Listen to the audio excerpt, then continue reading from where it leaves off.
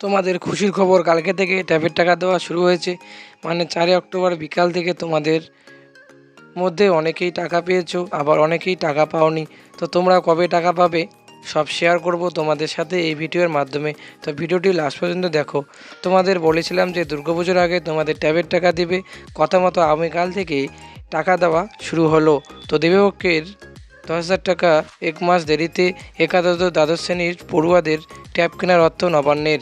তো পুজোর মুখে রাজ্য সরকারের তরুণের স্বপ্ন প্রকল্পের জন্য রাজ্যের প্রায় 16 লক্ষ ছাত্রছাত্রীকে ট্যাব কেনার টাকা দেবে রাজ্য।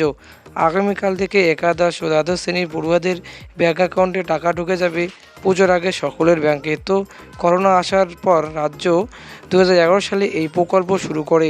প্রত্যেক বছর এই শিক্ষক দিবসের দিনে অর্থাৎ 5 সেপ্টেম্বর দ্বাদশ শ্রেণীর ছাত্রছাত্রীদের ট্যাবের টাকা দেওয়া হয়ে থাকে। এবছর একাদশ ও দ্বাদশ শ্রেণীর পড়ুয়াদের ট্যাবের টাকা দেওয়ার সিদ্ধান্ত জানিয়েছিল রাজ্য সরকার। তার জন্য অতিরিক্ত 900 কোটি টাকা বরাদ্দ করেছিল অর্থ দপ্তর। আরজিকর কাণ্ডের জন্য এবছর শিক্ষক দিবস অনুষ্ঠান বাতিল করা হয়। এর ফলে ট্যাব কেনার টাকাও দেওয়া বাতিল করেছিল রাজ্য সরকার। রাজ্যের সব জেলায় ট্রেজারিতে অ্যাকাউন্টে মোট 13,033 কোটি টাকা 57,90,000 টাকা খরচের নির্দেশ পাঠিয়েছিল স্কুল শিক্ষা দপ্তর। ঠিক হয়েছিল শিক্ষক দিবসে পড়ুয়াদের ব্যাঙ্ক অ্যাকাউন্টে টাকা পাঠানো শুরু হবে। এই ব্যাপারে সব ট্রেজারিতে নির্দেশ দিয়েছিল, তবে কেন বাতিল করেছিল তা জানা যায়নি।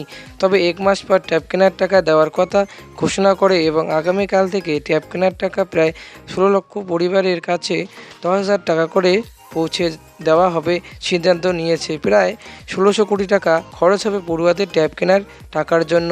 এর ফলে পুজোর আগে ছাত্রছাত্রীরা ট্যাবের টাকা পেলে অনেকে খুশি হবে। তাই আগামীকাল থেকেই ট্যাব কেনার টাকা দেওয়া শুরু হয়েছে।